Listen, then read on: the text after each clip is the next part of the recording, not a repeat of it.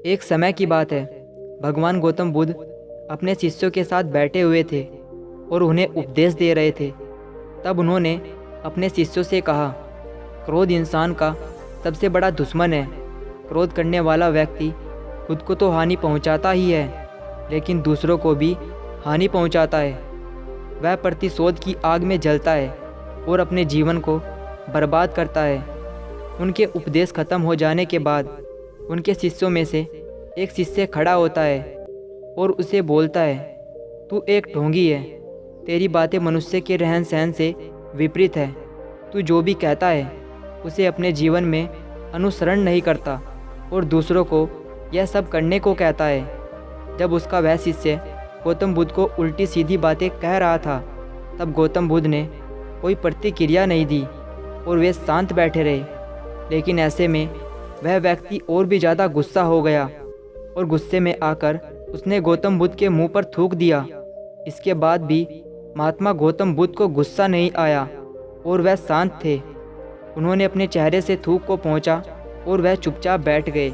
यह सब देखकर उस शिष्य को समझ नहीं आया कि वह क्या करेगा। गुस्से में आकर वह उस जगह को छोड़कर चला गया और अगले दिन अपने घर पहुंचा।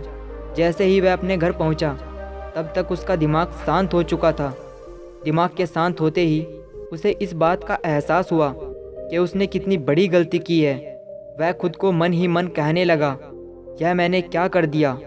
मैंने महात्मा बुद्ध का अपमान किया है। ऐसा पाप मैं कैसे कर सकता हूँ? मैंने बहुत बड़ी गलती कर दी। मुझे जाकर उनसे माफ़ी मांगनी होगी। यह कहकर वह तुरंत ही गौतम बुद्ध के पास चला गया। लेकिन गौतम बुद्ध उस स्थान पर नहीं थे। ऐसे में वह शिष्य जगह जगह भटककर उन्हें खोजने लगा। जैसे ही उसे महात्मा बुद्ध मिले तो वह उनके पैरों में गिर गया और उनसे कहने लगा, मुझे माफ़ कर दो, मुझसे गलती हुई है, मैंने आपका अपमान किया है। यह सब देखकर गौतम बुद्ध ने उससे कहा, शांत हो जाओ, क्या बात है, मुझे बताओ, तुम कौन हो? गौतम बुद्ध के यह पूछने पर वह शिष्य चौंक गया। वह सोचने लगा कि महात्मा बुद्ध मुझे कैसे भूल सकते हैं, मैंने तो उनका अपमान किया था। यह सोचकर उसने महात्मा बुद्ध से पूछा, मैं वही शिष्य हूँ जिसने कल आपका अपमान किया था और आप इतनी जल्दी मुझे भूल गए? महात्मा बुद्ध ने उस शिष्य से कहा, हमें कल की बातों को कल में ही छोड़ देना चाहिए। वह अच्छा हो या बुरा, उसके बारे में बार बार विचार नहीं करना चाहिए। मैं बीती हुई बातों को पीछे छोड़कर आगे चलता हूँ और ऐसा ही हम सबको भी करना चाहिए। इस कहानी से हमें यह सीख मिलती है कि बीती हुई बातों को हमें भूलकर आगे बढ़ना चाहिए।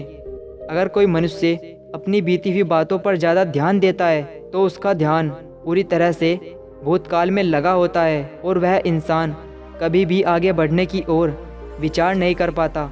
इसलिए हमेशा पुरानी बातों को छोड़कर आगे बढ़ने की सोचें।